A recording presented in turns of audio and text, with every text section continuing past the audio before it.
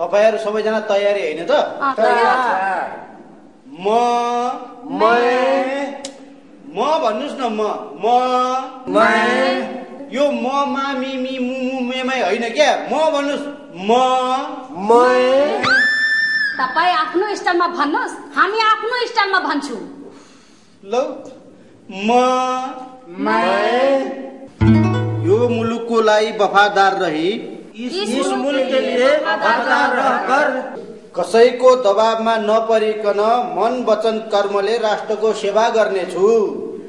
दबाब त आउँछ प्रधानमन्त्रीज्यू, कहिले उत्तरबाट दबाब आउँछ कहिले दक्षिणबाट दबाब आउँछ। हाम्रो पार्टीको अध्यक्षबाट पनि धेरै दबाब आउँछ प्रधानमन्त्रीज्यू। जताबाट जे आए पनि यो शपथमा चाहिँ यहाँ जे लेखेको छ त्यही आउनु पर्यो। ल भन्नुस् कसैको दबावमा नपरिकन मन वचन कर्मले राष्ट्रको सेवा गर्नेछु।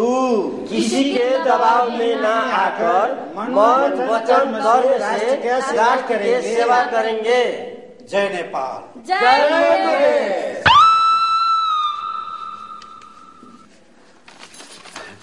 तपाईले त हेर्दै नहेरी पढ्नुभयो।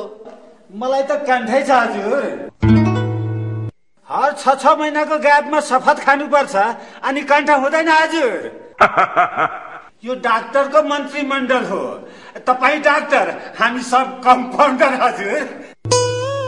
तपाई विकासको नक्सा बनाउनुस् त्यसमा जग हाल्ने काम हामी सब मिलेर गर्छु।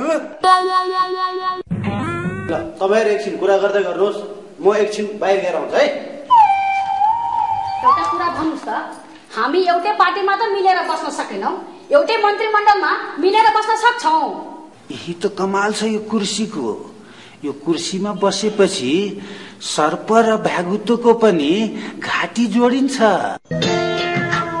हाम्रो त मुख्य मान्छे नै डाक्टर हो। डाक्टर भनेको आजकल त्यो हो खेती दुखे भने पेट चिरिदिन्छ।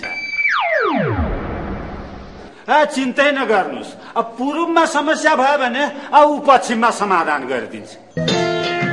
एउटा कुरा भन्नुस् त, त्यो हाम्रो डाक्टर साहब हुनुहुन्छ नि, उहाँ के को डाक्टर हो? किन? हाम्रो मन्त्रीमण्डलको बैठकमा कोही बिरामी भयो भने उहाँलाई देखाउनु पर्छ। उहाँ त पीएचडी वाला डाक्टर हो। पीएचडी वाला डाक्टर छ नि, त्यसले के गर्छ? अब 2-4 महिनामा थाहा हुन्छ कि यो पीएचडी